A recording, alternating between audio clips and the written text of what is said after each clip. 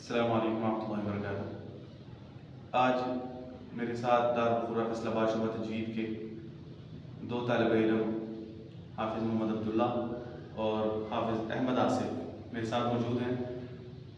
مقام نہاوند میں ایک ایک آیت یہ پڑھیں گے، تو اس کے دونوں کا آج اس کا مقابلہ ہے مقام نہاوند کا، اور اس کے جج آپ ہیں۔ آپ نے سن کے بتانا ہے کہ دونوں میں سے زیادہ کس نے اچھی پڑھی۔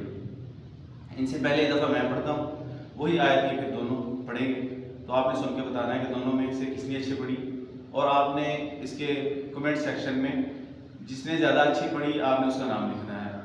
اور آج 15 جنوری ہے اور 25 جنوری تک 10 دن ہیں۔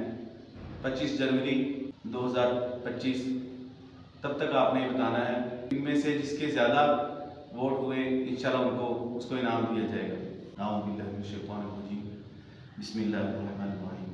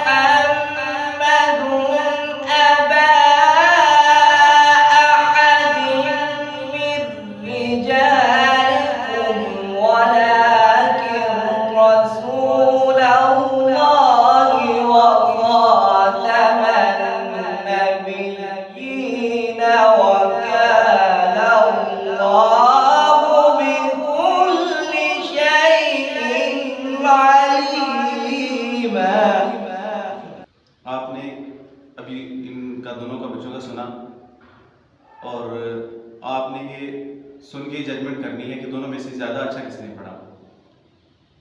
جس نے زیادہ اچھا پڑھا اس کا آپ کمنٹ میں اس کا نام لکھ دیں، انشاءاللہ اس کو انعام دیا جائے گا، اور آپ کو بتایا جائے گا کہ اس کو پھر کیا انعام ملا۔ 10 دن ہے اس کے لیے۔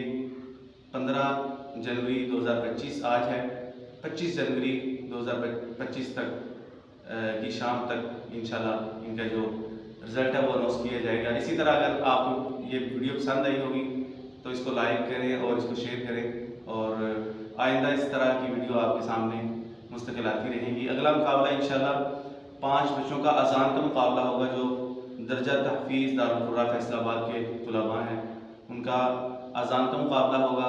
اس میں سے آپ لوگوں نے بتانا ہے کہ ان میں سے اذان سب سے اچھی کس نے دی۔ انشاءاللہ اگلی ویڈیو میں ملیں گے۔ اللہ حافظ، السلام علیکم ورحمۃ اللہ وبرکاتہ۔ اس طرح کی مزید بہترین ویڈیوز دیکھنے کے لیے ہمارے اس چینل کو سبسکرائب کریں اور بیل آئیکن کو ضرور دبائیں تاکہ آئندہ ہماری ویڈیوز اب تک پہنچتی رہے۔